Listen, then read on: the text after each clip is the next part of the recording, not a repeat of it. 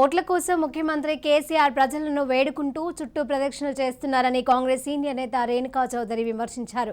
BRS కు ఎందుకు vote వేయాలని నిలదీశారు. మహిళలకు ఏం చేశారని ఓటు వేయాలని అన్నారు. మమ్మల్ని ఏ విధంగా ఉద్ధరించారని మీకు ఓటు వేయాలని ప్రశ్నించారు. తెలంగాణలో మహిళలకు రక్షణ లేదని అన్నారు.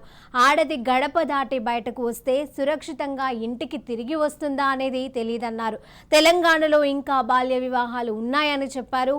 కాళేశ్వరం, ఆవకాయ పచ్చడిని ఏమేమో మాయమాటలు చెప్పారని మండిపడ్డారు. బతుకమ్మలకు బొంతకు పనికిరాని చీరలను పంచి మోసం చేశారని అన్నారు.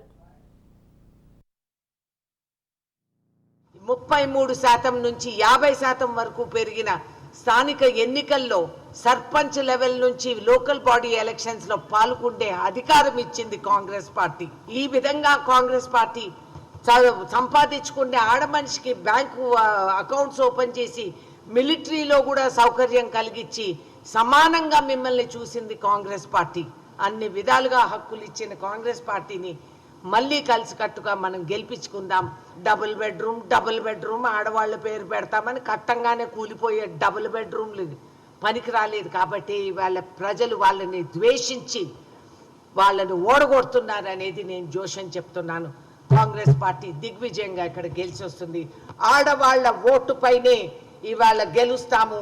చేతికేసుకున్నటివి గాజులు కాదు, ఇవి విష్ణు చక్రాలు అని రుజువు చేసి చూపిస్తాము. ఇచ్చిన సీట్లలో ఎన్ని ఇచ్చాం? 11 సీట్లు ఇచ్చాం.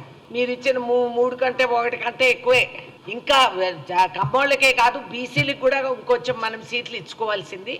ఒక సామాజిక బ్యాలెన్స్ తెచ్చుకునే దానికి ఇవ్వాల్సిన సీట్లు అన్ని కేటాయించాల్సినవి కేటాయించలేదు. నిత్యావసర వస్తువులు, పసిపిల్లలకి తాగిపిచ్చే పాల రేటు కూడా పెంచేశారు. సిలిండర్ గ్యాస్ బండ తెచ్చిన తమ్ముడికి 100 రూపాయలు ఇవ్వకపోతే వాడు కూడా వచ్చి బండ